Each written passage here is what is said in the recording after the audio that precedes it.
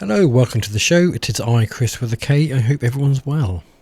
So there was a time when journalism was quite straightforward.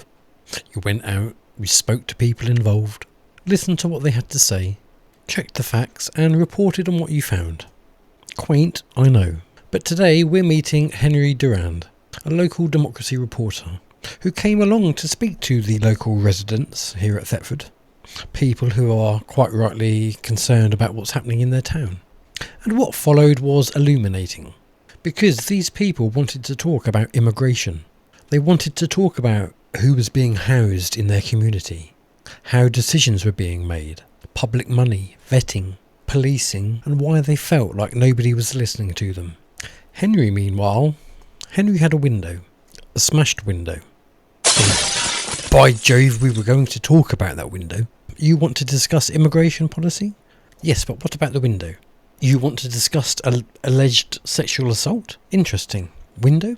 You want to know why certain allegations receive coverage while others apparently don't? Yes, we'll come to that. But first, have you condemned the window?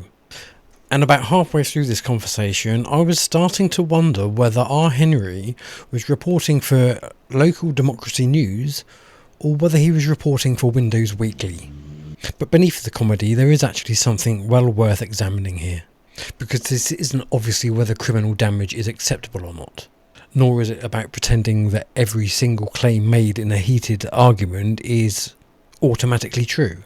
It's about framing. What questions does a journalist pursue? What questions get brushed aside? Which allegations require extreme caution because they haven't yet reached court? And which allegations are apparently suitable for repeated discussion? And perhaps most importantly, what happens when ordinary people who believe they have legitimate concerns suddenly find themselves defending themselves against a completely different proposition? I'm not going to tell you what to think about Henry. That would spoil the fun. Instead, I'm going to do something dangerously old-fashioned.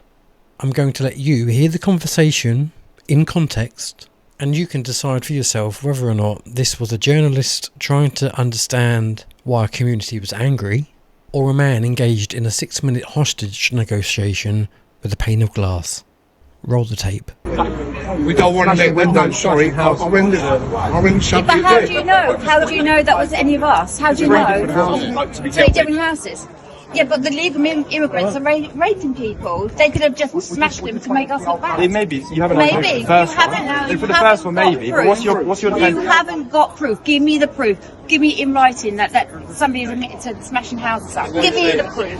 And that man, that Serco man, we asked him to come out. He didn't want to come out. We didn't. We said, open, you can come whenever you want. But he was stay put. He wanted to stay on the legal side. And we had a chat with the legal immigrant in there. And he was all right. He was fine. But he was trying to get out. He said, I'll get my stuff and we'll go. You know, they're illegal. You don't need them here. We don't need them here. Let me ask you a question. Do you think that... Can I record this? Because the way you twist things, I'm not happy. Oh, you're recording it? Yeah. Record it. And this is where things get interesting. Before we get into the argument itself, notice the concern about the camera. Because apparently when you're having a conversation with a journalist, making sure that there's a recording of what was actually said suddenly becomes very important. Hello for the camera. Well, I just have a question for you. Obviously you guys have a goal and a patriotic view. And do you think that sort of smashing houses is good for your ultimate ambition? Do you think raping and assaulting young girls 10 days ago is the right way to go? We had the Windrush people. They came over to Jamaica, Caribbean. You know, they came over, they worked, they integrated. My mum and dad worked with them. They played cricket, they played dominoes with them. And you know, you don't know. Do you know? Do you know about the Windrush? Yeah, I know about that. Right, okay, so and then I grew up then. These are never going to integrate. I've been here for years. They're never going to. A lot of people share those views, and what your opinion is understandable. But my point is, like protesting is how you maybe achieve it. Do you think the smashing is done in houses? How's that going to help your cause? Hang on.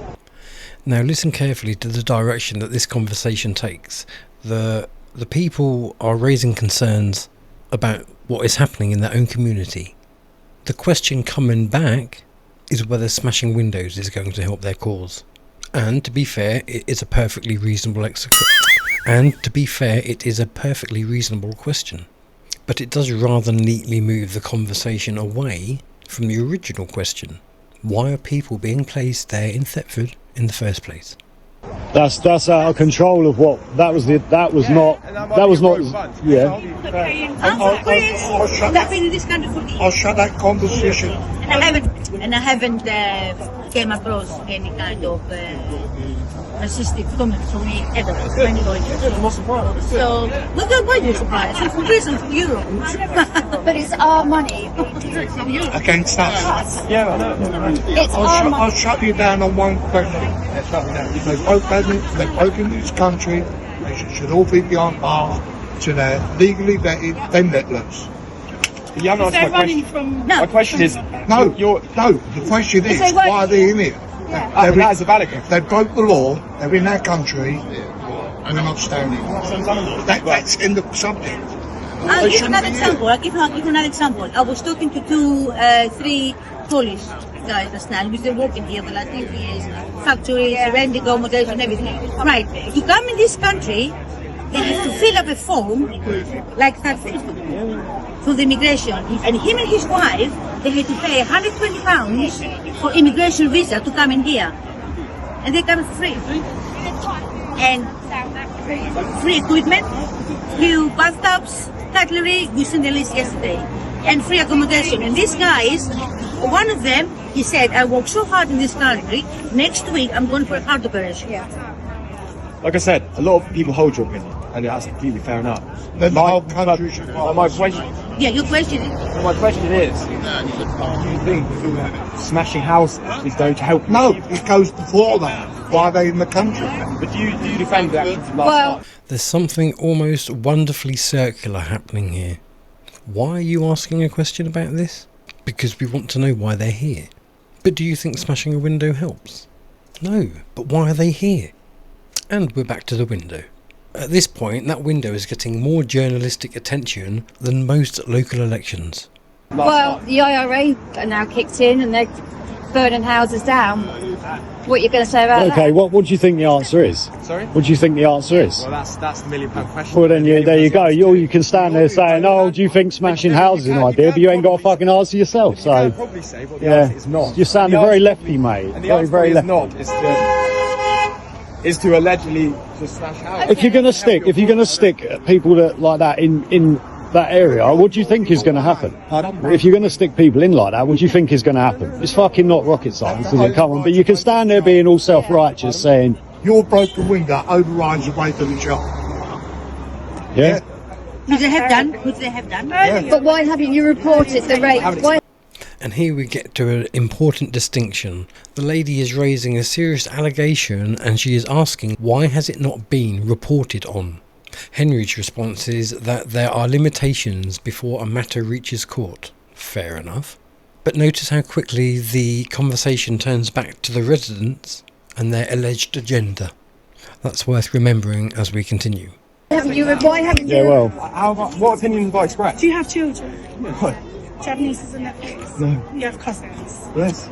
But I'll ask you what opinion have I expressed. But why haven't you? Why haven't you reported about their sexual assault 10 days I ago? probably have.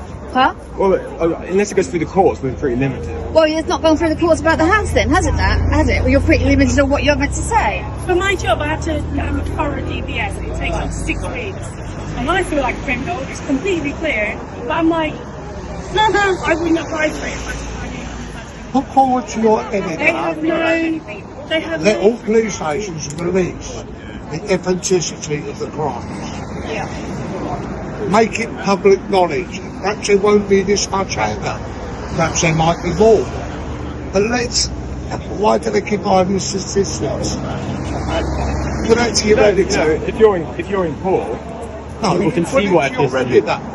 Let him make some phone calls. But nobody's been charged about a house at the moment. Somebody's been on bail one day a week, got to answer one bail for a sexual assault of a girl. Has he been arrested? Yes, he has. I'm sure my colleagues... They have not put it in the paper.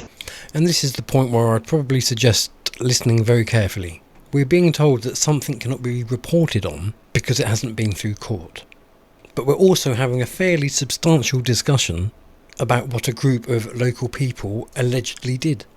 So the question then becomes, Henry, where exactly is the line between reporting an allegation and creating an impression? I'm not answering that for you. I'm simply pointing out the question. Well, if they haven't been in court, you can't... Well, you haven't been in court about the house, have they? But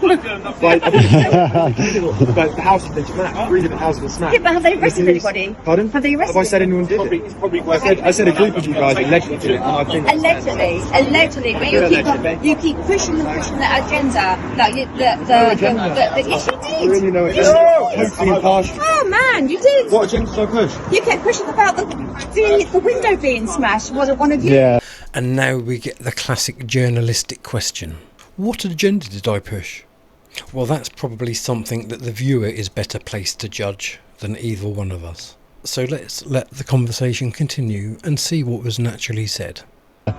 Making a point of something that is like we ain't got the answer to, you know. What do I personally think? I personally think it's fucking great because the landlord will learn not to do that. Okay, that was nothing to do with me. But I think it's great. The window is... I can't. It's great because the landlord will learn not to do that. Will learn not to fucking do that. Don't do it. Don't do it. Simple as. I'll tell you straight. That's the IRA in Ireland. They got them out, kicked them out, and the ones that didn't want to go, they burnt the house. Was anybody harmed? Was anybody harmed?